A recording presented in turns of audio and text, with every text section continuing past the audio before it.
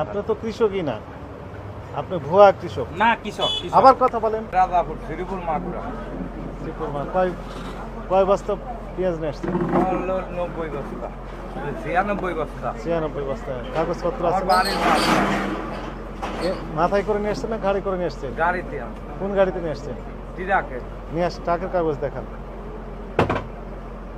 ট্রাকে করে নিয়ে আসছেন না? চালান বালা নিয়ে আসছেন? না আমি সাথে আইছি এই কথা বলেন না আবার। আপনি তো চালাকি করলেন প্রথমেই, ওই তো উনি তো সঠিক তথ্য দিতে পারছেন না। আপনার তো আমরা জিজ্ঞেস করি নাই যে কে নিয়ে আসছে মাল।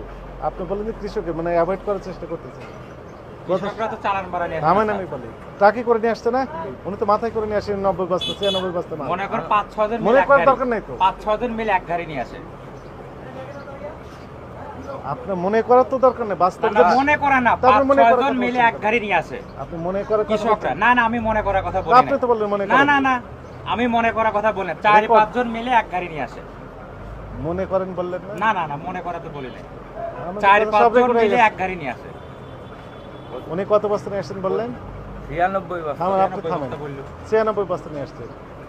তাতে কিভাবে নিয়ে আসছেন উনি? ট্রাকে করে নিয়ে আসে। ট্রাকে নিয়ে আসছেন, তার প্রমাণ কি? ট্রাকে মনে করেন এরা 4-5 জন আবার মিলে মনে আপনার করেন এক গাড়ি বলেন। নিয়ে আসে। ঘুরে ফিরে আবার মনে করেন। 4-5 জন মিলে এক গাড়ি নিয়ে আসে এরকম কৃষকরা যারা। এলাকায় বেশি তো মনে করেন ব্যাপারীরা আবার মনে করেন। থামেন, আপনি থামেন। ঘুরে ব্যাপারীরা ফিরে তো আপনি বাকি মনে করে। করেন। আপনি বাস্তবে গত সপ্তাহে দাম কত ছিল? গত সপ্তাহে পেঁয়াজের দাম গত সপ্তাহে কত গত ছিল? সপ্তাহে তো আপনার 45-46 টাকা বেশি, 47 টাকা। 45 হয়েছে। তার আগের সপ্তাহ তার আগের সপ্তাহে ছিল আপনার 40 টাকা, 40-39। 10 টাকা করে বাড়িয়ে দিলেন আপনারা। 10 টাকা এখন তো মনে করেন যে আপনার এলাকায় দাম আবার বেশি। ঘুরে ফিরে আপনার মনে করেন। এলাকায় তো সব মনে করেন স্টক করছে। মনে করেন আপনি সবাই লাভ করতেছেন। এলাকায় আপনি। তো আপনার 2000-2100-2200 টাকা বাজার। তো সেই হিসাবে আমরা তো আরো কম বেশি গাইনে এখন। ছাড়া আমারও লস হয়েছে। আপনাকে তো আমি জিজ্ঞেস করি নাই। আচ্ছা ঠিক আছে। আপনি তো কৃষকই না, আপনি ভুয়া কৃষক। না কৃষক, কৃষক। আবার কথা বলেন। উনি যে কৃষক, উনি কৃষক। কিভাবে নিয়ে আসছেন? অবশ্যই ওনার ক্ষেতের মাল ছাড়। কথা বলেন না। ওনার নামেন। ক্ষেতের মাল। 300 ওনার জমি ক্ষেতের লাগাইছে মাল উনি স্যার। চাঙে রাখতে সেখান ওনাকে থেকে তো নিয়ে আমি আসছে। জিজ্ঞেস করছি, আপনি কথা বলছেন কেন?